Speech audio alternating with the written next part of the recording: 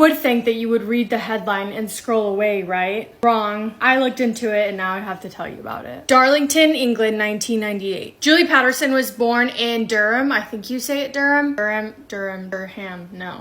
She had an older brother and they lost their mom when they were really young. At the time of this case, Julie was 32 years old and she had 4 children. She had been struggling a lot with her mental health and it seems like she was trying to do everything she could to fight what she was going through, but she just couldn't get away from it. Mental health is no joke. When things are bad, even if it's just in your head and you know it's only in your head, the mind is so powerful. It can really make you feel like it's never going to get better, and that's the way that Julie felt. Unfortunately, Julie didn't seem fit to take care of her 4 kids, so they were put into foster care. During this time, Julie was sharing a flat with a man named Alan Taylor. He was the father to her youngest child. It seems like their relationship was pretty healthy. They were happy living together. One night in April of 1998, Julie headed to the pub to have herself a night, which wasn't unusual, except for that night, she did not come home. That itself, the fact that she didn't come home wasn't alarming. Julie had done that before, but it was when she didn't come home in time for one of her scheduled visits to see her children, that's when alarm bells were going off. Because Julie loved her kids, she would not miss a visit. Alan Taylor, her boyfriend that she lived with, also didn't worry until a few days in, because again, she had done this before and she would always return back home safely. But when she missed her appointment, Alan went straight to the police and he explained the entire situation to them. Luckily, they took it seriously because of Julie's past with her mental health struggles. Both police and Alan thought that Julie may have done something to herself. They started search parties that lasted days. They were looking in fields, lakes, rivers, woods. They had officers, detectives, investigators, even brought in sniffer dogs, but there was no sign of Julie. Weeks passed with no new information, and Officer David Davies was asked to join the search with his police dog named Tyler. Tyler was a German Shepherd and he was trained to sniff out human scent. David and his dog Tyler were walking around the area they were assigned to look at when Tyler started going crazy. He's barking, he's jumping, he's alerting to David that he has found something, but he was barking at nothing. Tyler the dog was alerting to right behind the back of a fence that was a little bit on a hill, I think. It was taller than normal human height and David could not look over it. Instead, he found a little area in the fence that he could stick his hand through, managed to put his hand in there and starts feeling around, which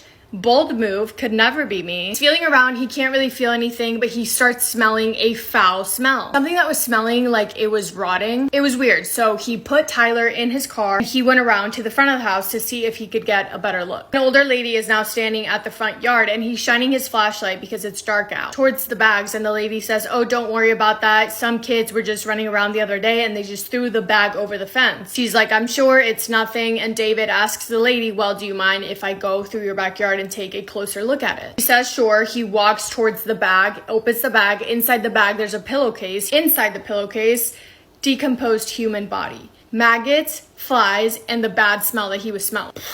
He wasn't sure if it was a human body at first or not. Because of the state of it, it was so badly decomposed that he couldn't tell, and also it fit inside of a pillowcase. Human body does not fit inside of a pillowcase, obviously, so the size of it kind of threw him off. He called for backup. They came, took the pillowcase, tested the things inside the pillowcase. When they finally got back the results, it was confirmed that inside the pillowcase was the decomposed torso of 32-year-old Julie Patterson. Cause of death ruled a homicide. This is now headline news, right? There are so many questions, 0 answers. All they have is the torso of a person that was reported missing. The day after this is reported and it's in the newspaper, the police get a call. A group of men call in saying that they have a friend named David Harker. In the last couple of days, David had been chatting not only to them, but also to people at the pub that he had murdered someone and that his victim's name was Julie. Who is David Harker? David Harker was a 24-year-old guy that was previously known as a very charming guy. Girls found him conventionally attractive. He was outgoing, he was tall, he had a cool look to him that made girls like him, I guess. But apart from that, David was obsessed with serial killers, and he was obsessed with them not in the way that he found them intriguing. He agreed that people that did that kind of stuff were messed up in the head, and he found it interesting to study their brains, analyze whatever it is that's wired wrong in those people's minds. No. He was obsessed with them in the way that he looked up to them. He respected them because they did things that he wanted to do, crimes that he wanted to commit and get away with. He would have fantasies about becoming a serial killer himself. He was very open about that as well. He would verbally express that to his friends and honestly to anyone that would listen to him. I guess his friends didn't take it seriously because David was also kind of odd and he said all these crazy things, but when they saw Julie's name in the newspaper, they finally thought, oh,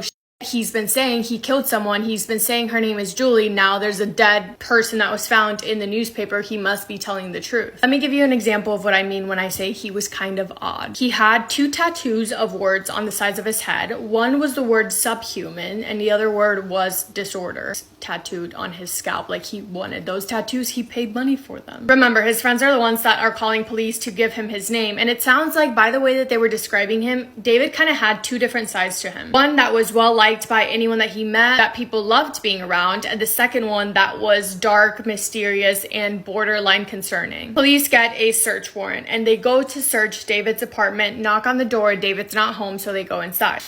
The man did not even try to conceal the crime scene that was inside his apartment. I mean, blood everywhere on the walls, on the stairs, on the ceilings, on the doors, all over the floor and leading to the basement. The basement. Officers could tell that whatever happened in the basement. Immediately it's taped off as a crime scene and a team of officers is investigating the crime scene while a different team of officers go to arrest David Harker. Turns out David was already in a holding cell for some kind of robbery. They just arrested him from there and got him ready for questioning. When they questioned him, this is where his obsession for serial killers and crime really shined in a negative way. Because David could not wait to talk about what he did. He described to the police all of his actions that resulted in his apartment being in the state that it was in from start to finish. His story was that he met Julie at that pub the night that she went. He was the half of him that was very charming and Julie was very into it. So they went back together to his apartment and they had sex, and David described that interaction as boring. And then he got up, went to the bathroom, walked back over to the bed, and the second evil half of him took control over him. He grabbed Julie's tights from the floor, put them around her and just started strangling her. He did that to her until she had lost her life, and then he had sex with her again after she was no longer living, and then he got her body and dragged her to the basement. Okay, warning, stop eating. David then grabbed every tool or thing that he could use as a weapon in his house, took it down to the basement, and then just started chopping up pieces of her thigh. He cuts off pieces of meat. He goes upstairs with the pieces of meat to the kitchen, seasons them with garlic, and then puts them in a pan to cook. Meanwhile, he's making some pasta as well. And when it was time to plate, he added the meat to the pasta dish, added more garlic, more cheese, and sauce, and he served it, and then he ate his meal. He then went to sleep. Didn't clean up. No, did not clean up one bit. Just headed to bed, went to sleep. He did that again for the next 2 weeks. Anytime that he would get hungry, he would just go down to the basement and grab more meat. He literally did that until he couldn't anymore because the smell of the body decomposing was so strong. Because it's a human body. And then finally after that, he was like, oh, I should probably get rid of this human body. Which is really when he cut it into pieces, put the torso inside the pillowcase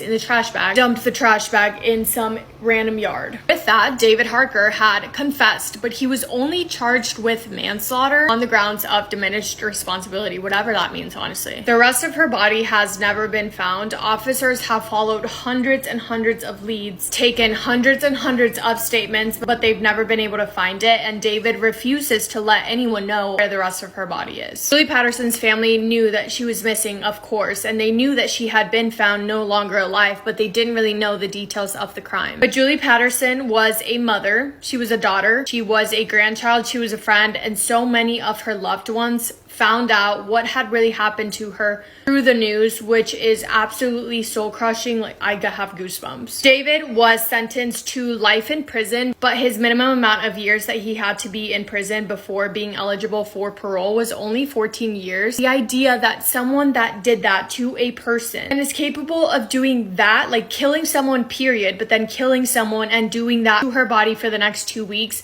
the idea that someone like that could be released and just put back out into society is terrifying. I know that he tried to apply for parole in October 2021 and he was denied. I don't think he has tried to get out on parole again, but the thought of that literally is so scary. David Harker from jail sent a letter. Well, actually, Julie's former husband had sent a letter to David asking where the rest of her body was because he was seeking to really get closure and he felt he couldn't do that without finding the rest of her body. So he sent David a letter in jail asking to please let them know where the rest of her body is, and David's letter back to him was sick. I'm going to read part of it. It says, quote, "You ask why I have done this evil thing. Well, I could endlessly speak about murder, mutilation, decapitation, and cannibalism, but a man of your intellect wouldn't be able to grasp any of it. So to give you something that you could understand, 1, I killed all the people I did because I enjoyed it." Oh, also, he was claiming to have killed other people. I don't think that he did. There was no proof of that. Back to the letter. "I killed all the people I did because I enjoyed it. Do you hate the evil man who chopped up and ate your wife? I am not evil, Mr. Newman, but I am a monster. Don't bother writing to me again or I will show you terror unbound. I do have your address now. Goodbye, Mr. Newman."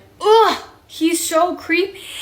I am not evil, but I am a monster. You are terrifying. The death of Julie drove her older brother almost to insanity because he felt like he couldn't really move past it and couldn't bear the idea that some of Julie's body was still somewhere out there in the world and no one had found it. And the rest of her family, as expected, were also completely heartbroken. It was a hard loss for all of them, and it's really terrible and really sad. That's all I have for today. I hope that you guys have the best day ever. I love you so, so much. Massive kiss on the forehead to every single one of you.